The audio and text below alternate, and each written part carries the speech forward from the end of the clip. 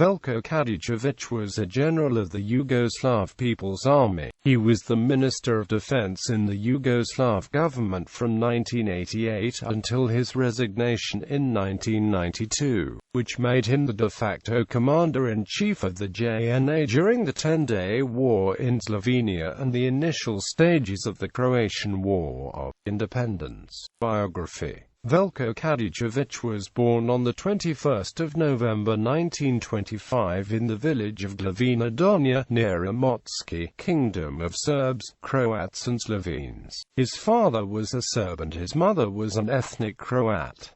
Kadijević self-declared as a pro-Yugoslav Serb. He joined the Yugoslav partisans in 1941, following the Axis invasion of Yugoslavia during World War II. In 1943, he joined the Communist Party of Yugoslavia. He was given the task of performing important duties almost immediately. He remained an active soldier after the war and graduated from the military academy in Belgrade. Kadijević became the fifth Minister of Defense of the Socialist Federal Republic of Yugoslavia on 15 May 1988. Following the collapse of the League of Communists of Yugoslavia, he was one of the founders of the party called League of Communists Movement for Yugoslavia. In May 1991 he stated that if federal and republic officials failed to ensure peace, the Yugoslav armed forces could efficiently disarm themselves. Quote, after resigning from his post at Federal Secretary of People's Defense on 6 January 1992, Kadijević retired to live in Serbia. International Criminal Tribunal for the former Yugoslavia tried to contact him in the spring of 2001. He was to be called as witness. He however fled to Moscow the next day. He applied for refugee status in 2005 and received Russian citizenship on 13 August 2008 by decree of President Dmitry Medvedev.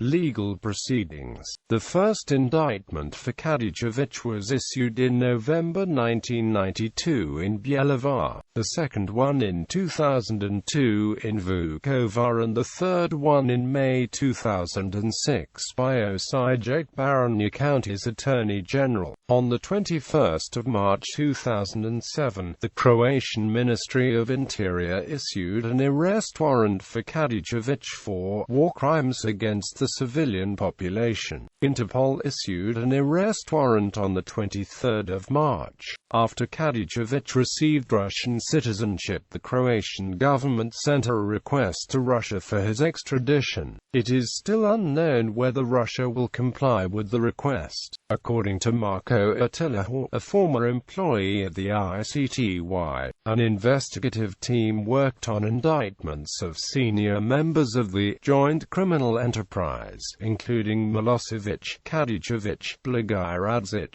Borisav Jovic, Branko Kostic, Muma Bulatovic, among others. However, upon Carla Delpon's intervention, these drafts were rejected, and the indictment limited to Milosevic alone, as a result of which most of these individuals were never indicted. November 2007 public appearance. Public interest in Kadijević and his whereabouts intensified again in 2007.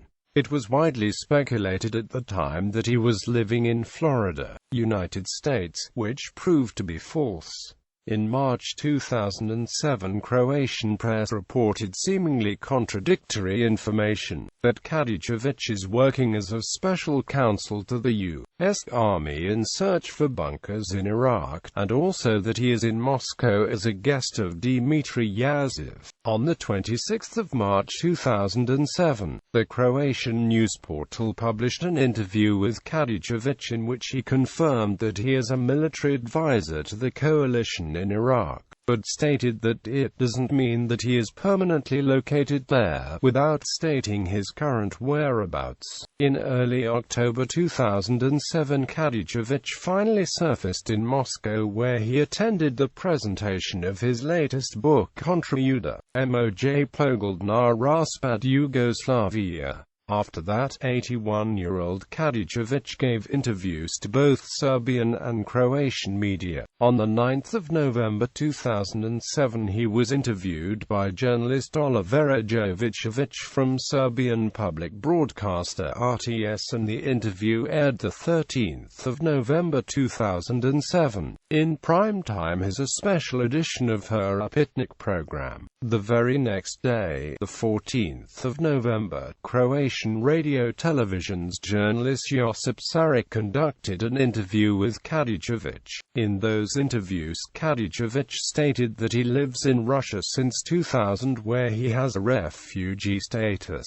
Hauer said that he found out about the Vukovar massacre only after retiring because the head of his intelligence, General Aleksandar Vasiljević, didn't inform him of this event. Kadijević claims that neither he nor the JNA committed any war crimes in former Yugoslavia because it was the only legal armed force in Yugoslavia at the time. He also stated that both he and the JNA were trying to prevent illegal armament and to defend Yugoslavia from emerging paramilitaries, and dismissed the ICTY as being a political institution which he does not recognize. Furthermore, he stated that he and the JNA never considered orchestrating a military coup to solve the Yugoslav crisis. This statement is in stark contrast with the claims of President of the Yugoslavia presidency Boris Savjovic, who says that precisely Kadijević and the army suggested a coup as a way out of the crisis but then changed their minds 4 days later. Kadijevic's response to this was that Jovic is lying. Kadijević proceeded to mention a March 1991 meeting 2 days after the huge protests organized by Vuk Drašković on the streets of Belgrade in Jovic's office, to which Kadijević had been invited by Slobodan Milosevic, where, according to Kadijević, Milosevic requested that the army take control of the country through a military coup. Kadijevic's apparent response was informing Milosevic that he couldn't make such a decision by himself, and that he'd discussed the request with army leaders and later informed Jovic's office about their decision. Kadijević then said that the decision